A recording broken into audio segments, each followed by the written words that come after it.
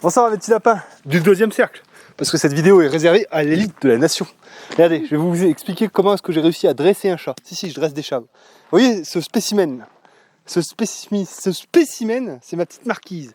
Et ma petite marquise, quand elle était arrivée ici, elle était sauvage, tu l'approchais point. Et quand tu voulais la prendre dans tes bras, elle voulait se sauver, quoi. Elle t'aurait mis des coups de griffe.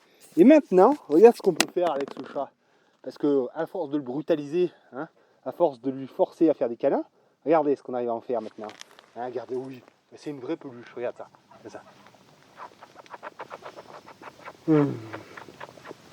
Oh. Voilà, on peut même les violer. Les violer de câlins. Oh oui, mon gros chat d'amour. Allez, file.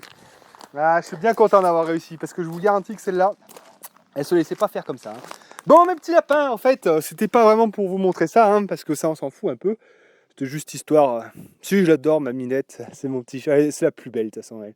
C'est ma préférée, parce que, regardez, elle a des manières. C'est pour ça qu'elle s'appelle la marquise. Elle a des petites manières de princesse. Tu vois, la grosse moumoune, elle, c'est le gros potachon. Paul, c'est un peu, tu vois, c'est le gros matou. Et elle, c'est la finesse, c'est la marquise. Ah, bon, allez, je vais arrêter de déblatérer sur mon chat. Ce que je voulais, c'était de vous montrer comment on avait avancé. Donc là, on est allé chercher le bois hier. Donc voilà, donc on est allé avec le 4x4 et la remorque. Cette fois-ci, j'ai pris le 4x4 là. Même si ça l'a bien forcé un peu, j'avais pas envie de faire chier Roland.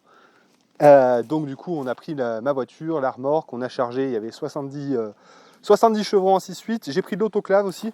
De l'autoclave, en fait, ça sera pour faire la base. Ça sera pour fermer ici. Puisque l'autoclave, en fait, il va être directement sur la dalle avec... voilà. Ça, je vous l'avais montré, c'est de la bande d'arase. Donc entre le montant d'autoclave et la dalle, il va y avoir ça. Et ensuite, l'autoclave qui va toucher la dalle. Comme ça, même s'il y a des remontées capillaires, l'autoclave n'est pas censé pourrir, quoi. Donc l'autoclave, il sera fait juste pour fermer cette zone-là, puisque à terme, cet espace ici, ce sera uniquement pour l'atelier. Voilà. Mais ça, on y verra plus tard, parce que clairement, on n'aura pas l'argent de faire quoi que ce soit là-dessus. Juste, c'est en prévision de. Donc en fait, on a fait le choix finalement de faire une séparation. Là, je ne sais pas si je l'avais montré, pour des raisons en fait de montage technique, pour que ce soit plus facile pour nous, mais aussi parce qu'on s'est aperçu que il allait bien nous falloir tout ça comme place. Au début, on avait prévu que cet espace-là pour l'atelier, mais on voit bien que là, on ne peut pas se tourner là-dedans, on ne peut pas travailler, c'est juste pas possible. Donc du coup, on s'est dit, vas-y, tant pis, on fait la moitié. De toute façon, ça ne sera pas assez, mais voilà. Donc là, on a un atelier assez grand, pas assez, mais assez grand. Et là-bas, on aura l'espace pour mettre 2 voitures. Dans l'atelier, on pourra tout de même mettre le tracteur. Voilà. Après, on verra. De toute façon, il y aura peut-être une extension plus tard là-bas. On verra. Donc voilà. Donc, on est assez content puisque, comme vous pouvez voir, on a fini le chevronnage sur toute la toiture. Voilà. Donc là, c'est une bonne chose de faite. Toutes les jambes de force ont été placées aussi. Donc voilà, donc là il y a plus, c'est bien contreventé, hein, la structure elle est rigide, elle ne bouge plus. Donc voilà, donc Agnès, si tu veux bien faire des plans un petit peu détaillés de tout ça, n'hésite pas, hein, vas-y, montre un petit peu entre guillemets en détail. Voilà, et du coup, donc c'est ce que je vous expliquais, la portée de cette pièce-là, la portée en fait de là, ici, à là, elle est un peu vaste, hein. Bon, je pense que ça tiendrait, même avec de la neige, même avec fort de neige, ça passerait. Mais vu qu'on va être prudent, comme j'expliquais dans la vidéo avant, on va faire passer une panne au milieu comme ça, reprise sur les poteaux là, hein, de manière à ce qu'on ait plus de souplesse de ces 6/8, quoi. Bon, mais ça on le verra plus tard. Donc voilà, donc là on a bien avancé. Demain, on attaque la pose de la volige. Donc en fait c'est tout le tas là qui est juste vers l'échelle là.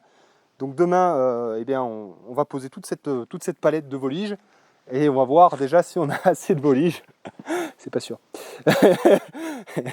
Donc voilà, donc il faut qu'on ait assez de voliges et ensuite, une fois la volige posée, on peut pas. Alors j'ai demandé. Alors merci David. Je suis désolé, je sais même pas si je t'ai répondu. J'abuse vraiment parce que David, en fait, c'est lui qui m'a fait. David, il faut comprendre que c'est lui qui est derrière aussi une grande partie de ce projet puisque c'est lui qui a fait le permis de construire. Moi, j'aurais jamais pu faire ça, donc il l'a fait gentiment, merci beaucoup. Et du coup, je lui avais posé une question technique de est-ce qu'on peut poser la tôle directement sur la volige? Réponse non, parce qu'il y a un risque de condensation et donc d'imprégnation de la volige par de l'eau, de l'humidité, et donc d'un pourrissement.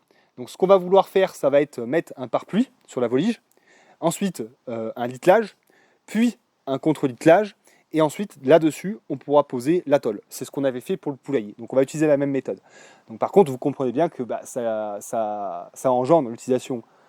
Elle est trop mignonne. ça engendre donc l'achat d'un pare-pluie, l'achat de littelage et de contre-littelage, donc un budget supplémentaire. Donc voilà, bon, on va voir un peu où on en est question pognon, parce que là j'ai quand même encore claqué un gros billet là pour le chevronnage. Voilà mes petits lapins, le travail qu'on a avancé. Donc on est bien content, on est bien fatigué. Là on va finir de ranger le matos. Vous voyez, ça c'est le poste de la chef opératrice de sillage. Voilà. Agnès elle fait les coupes. Moi je suis là-haut sur l'échafaudage de maçon.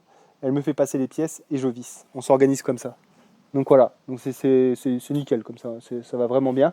On s'engueule pas trop, ça va. Aujourd'hui, ça le fait. Ça, ouais. Bon, pas pire que d'habitude. Hein. Voilà mes petits lapins, du bon boulot, on est bien content. Bisous, ciao, bonne nuit, tout ça. Allez, bye.